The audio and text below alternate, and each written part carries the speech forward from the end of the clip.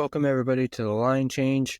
In this video, we're going to be discussing Thatcher Demko, and we're going to be posing the question, should the Canucks shut him down for the rest of the season? And yeah, so we're going to dive right into that and ask the question. Essentially want to pose the question to you guys. I already have my own opinion on this idea of shutting him down for the remainder of the season, but I really want to know what you guys think, so you guys can go ahead and post in the comment section down below. Do you guys agree with me on this?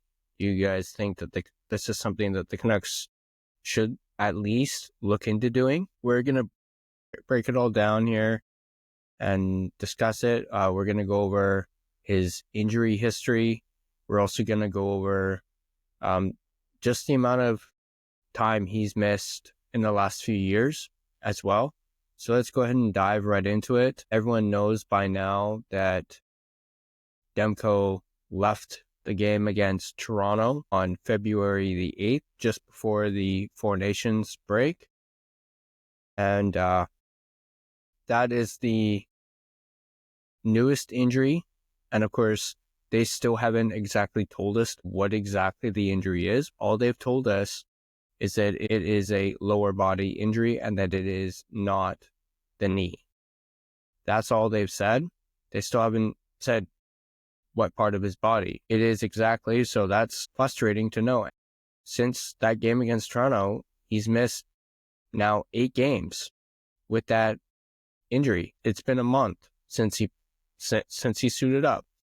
Now, yes, it was a shortened month in the month of February because of that 2-week break for the Four Nations, but he still missed a month of action. And prior to that, as we all know, he had already missed 2 months of action at the start of the season. So he's essentially missed 3 months out of the season due to injuries.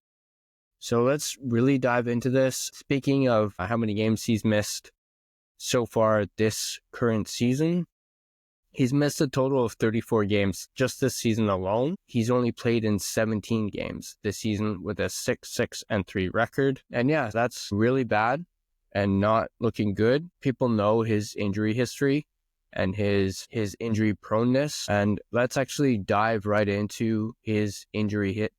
And it all starts essentially all the way back in 2018 is when he first really sustained a serious injury. It was October 2018, to be exact.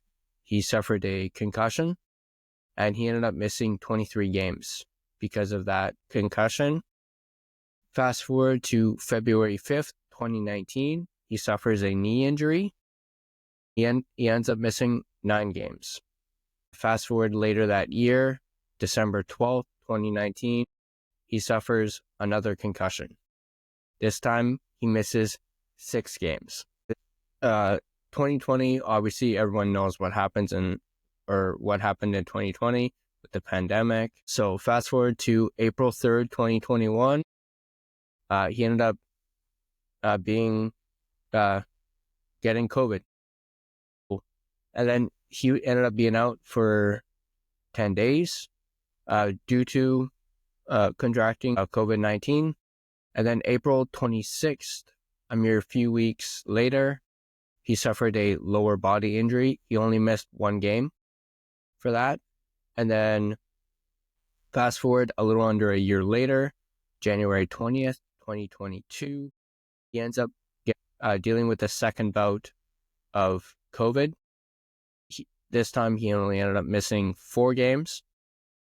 And then fast forward to April 26th, 2022, he suffers a undisclosed injury and ends up missing 3 games. March 11th, 2024, he suffers a knee injury and he ends up missing 14 games. And then a little over a month later, again, another knee injury. Now, this could have been very well the same injury. He may have just re-aggravated it.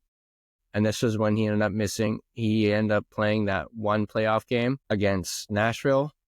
and then he ended up missing the next 12 playoff games. I think I actually messed up here, as I believe he had a groin injury at one point. Yes, that lower body injury that I spoke of was actually a groin injury. The lower body injury that I mentioned, where was it? Missed my place. In 2023, that December 5th injury was the groin. So apologies for that. I thought I had it written down. So yeah, he ended up having that groin injury that forced him to miss 35 games. And then he had the knee injury, and then the second knee injury, or the same, like re-aggravation of the injury. And then on top of that knee injury, he ended up missing an additional 24 games to start this season. So on top of the 14 and then the 12, he missed an additional 24 games. So this popliteus knee injury was a very, very severe injury, and everyone knows the story by now on how it was a very rare injury, one that no goalie or sports athlete has ever sustained, and no one knew how to treat it, and it is not fixable via surgery. So fast forward to January 3rd, 2025, he ends up suffering a back injury, which ended up being merely back spasms, but he ended up missing 2 games because of that. And then February 8th, the game against Toronto, he ends up sustaining a lower body injury. Again, we still don't know what exactly the injury is, but up until this point, he has missed 8 games and counting, as I'm pretty sure that's going to turn into 9 on Tuesday, because we still have no word on his health. We've heard that he's skating on his own, which is a positive sign, I guess, but he still hasn't participated in a practice or skated with the team. And I'm beginning to think, we're in March now. We're less than 20 games from the end of the season, as I mentioned. Is it? And I know the Canucks are not wanting to push him, which is something that they shouldn't be doing. They shouldn't be pushing him. Let him heal on his own. But don't you think, and this is just my personal opinion, that you should just shut him down? Now, he may not like that, but that's because Demko is a competitor. He wants to play. He wants to come back and get back to his old self, especially with next season being his final contract year before he could potentially become a UFA, and he's going to want to prove himself. But I think they should just shut him down. Give him some extra time to get healthy. And even if the Canucks end up actually making the playoffs, you got Kevin Lankinen right now, who's playing solid for you. You got Seelovs as a backup option. I know Seelovs has not had the greatest of seasons so far this year. You've also got, if you can't rely on Seelovs, you've got Tolopilo, who you could give a crack. Maybe not during the playoffs, but maybe a game or two closer towards the end of the season. Maybe even Ty Young if you wanted to as well, if you did not have faith in Seelovs. But at the end of the day, I think the Canucks should, if they haven't already, seriously consider shutting him down. They did the same thing with Mikheyev a couple of years ago. Granted, he had a completely different injury that ended up requiring surgery, and he was essentially playing through it and wanting to wait before doing the surgery. It got to a point where he just had to get the surgery done and over with. Obviously, this is a different situation because we don't know if Demko's going to be needing surgery of any kind or any kind of procedure on it.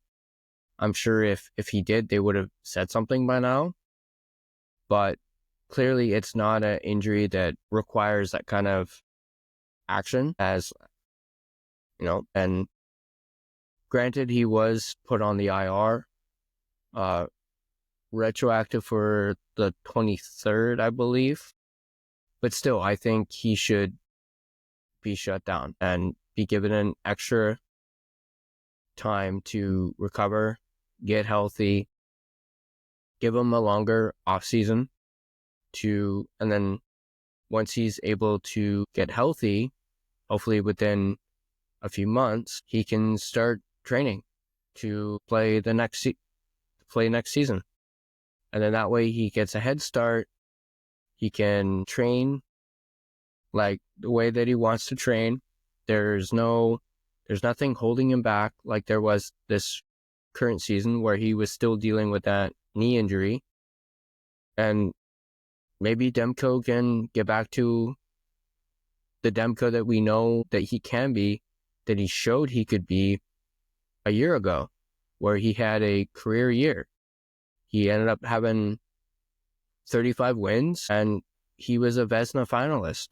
Had he not gotten injured, I mentioned in a previous video that he very well could have won the Vezina, and he had a real good shot.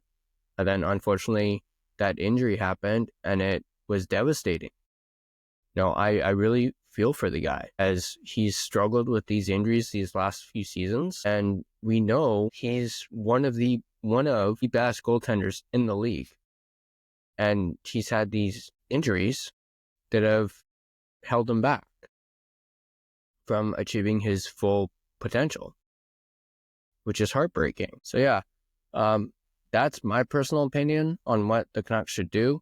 Now, I'm not sure if the media has ever really approached the Canucks or asked them, hey, have you guys considered shutting him down and resting him, letting him get healthy? Maybe as the days go by, maybe they might pose the question, but I wanted to pose it to you guys and then just get us really thinking about it, as, like I mentioned, less than 20 games left in the season.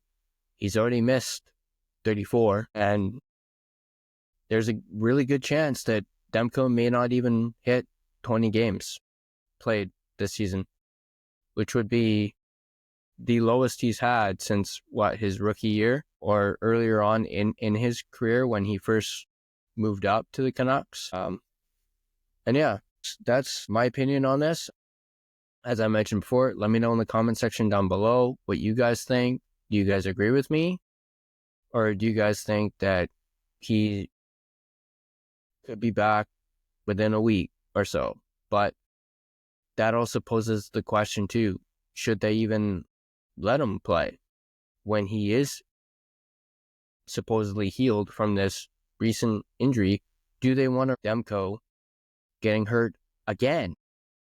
As that could very well happen. He could play a game, maybe two, and get hurt all over again, whether it's the knee, groin, who knows what. There is that risk. He could injure himself again and be out even longer, and it could be devastating for the team. So why not just shut him down and then avoid that risk? But let me know what you think in the comment section down below. If you like this video, go ahead and give it a like. If you're not subscribed to The Line Change, as I always say, if you want to keep up to date on all things Canucks on this channel, and if you'd like to see more content from this channel, go ahead and smash that subscribe button. You really help out the channel.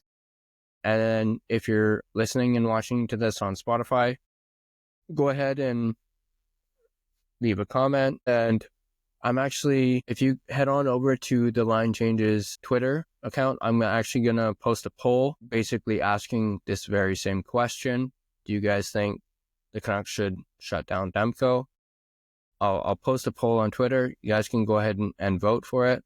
I'm going to leave a link to his injury history.